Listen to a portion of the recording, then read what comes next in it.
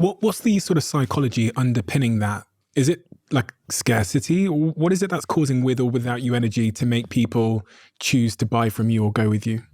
I think people like to get involved in something that they feel is happening. And it also demonstrates that you're a key person of influence, that you're actually an influential person in your industry, that you have the confidence to say, I'm putting this on and it's going to happen. We're going to make the movie. We're going to launch the business. We're going to do the thing. We're going to raise the fund. You're free to join or not. Totally fine. There's no neediness, and humans respond to the idea that they don't want to miss out on something that's going to happen.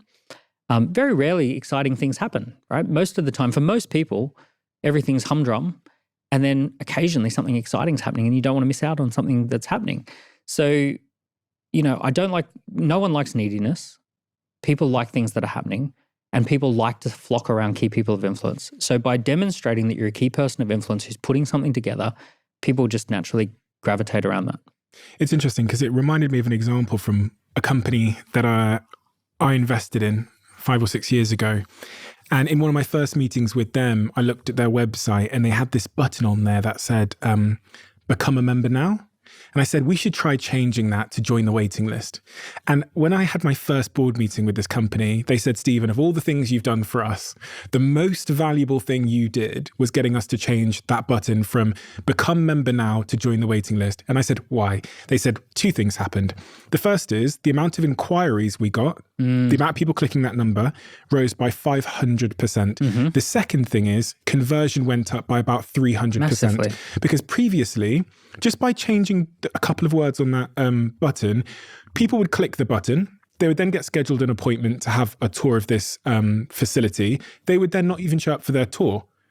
They would, because they didn't value it. Yeah. The minute we changed it to join the waiting list, and then they got an email saying, hey, you've been selected for a queue jump or whatever, they would never, ever miss the tour.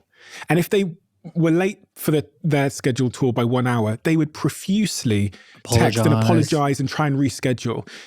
Tiny shift in just a couple of words. Well, it's not a tiny shift, because if you look at how human psychology works, in order for someone to want to buy something, they have to be about 100% certain. In order to join a waiting list, you only have to be 5-10% certain that you want to do something. And people like to warm up to things a little bit slowly. So join the waiting list means that, hey, you only have to be slightly sure that you want to do this.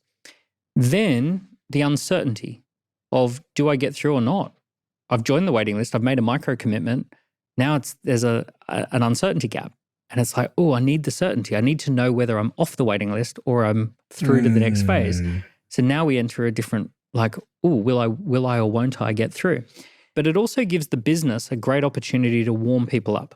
So you talked about doing a tour of the club. Let me give you some other examples. Glastonbury Music Festival, they tell people that they can't book a ticket. They can only register for a ticket, that they're interested in a ticket. So a registration of interest, but not a ticket sale. So what they do is they get 700,000 people to register interest, and then they tell you slowly who are some of the bands, and they warm you up to will you get it or not, and they tell you 500,000 people are now registered, 600,000 are registered, 700,000 are registered, and they say, but there's only 140,000 tickets. So then they say, we're going to make the tickets available at 5 a.m. So only the true believers are going to be there, only the true music fans who are willing to get up early. And then there's this whole like suspense and excitement of like, will I get a ticket or not? People set their alarm in the morning. They know that 700,000 have registered, 140,000 will get through. So they just fight for those tickets. Rolex had a massive breakthrough in the way that they, in becoming a big brand, when they stopped selling Rolexes and they started selling the waiting list. So you can't buy a Rolex. The way it works with a Rolex is you go into a Rolex retail store, and the only thing they will sell you is getting onto the waiting list. So they won't actually sell you a watch.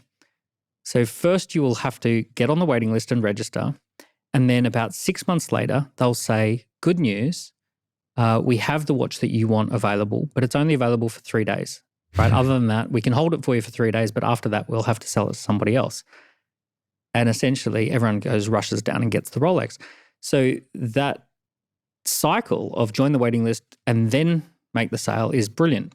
And this translates perfectly for people at the early stage of the entrepreneurial journey, because it doesn't matter whether you want to do a rocket to Mars or whether you want to launch a cupcake business or you want to do a fashion brand or you want to do a service of bookkeeping and accounting. All of those you can launch a waiting list with minimal cost. You set it up very simply and basically. You use a template. Boom, you've got a waiting list. And you can also collect the data. So you can't just join the waiting list. Name, email, answer 5 questions to get on the waiting list. How much are you willing to pay? What are you trying to achieve? What's your biggest fear that could go wrong? What would you try if this didn't exist? So you ask a few of these questions and then people get on the waiting list. You've got all that data.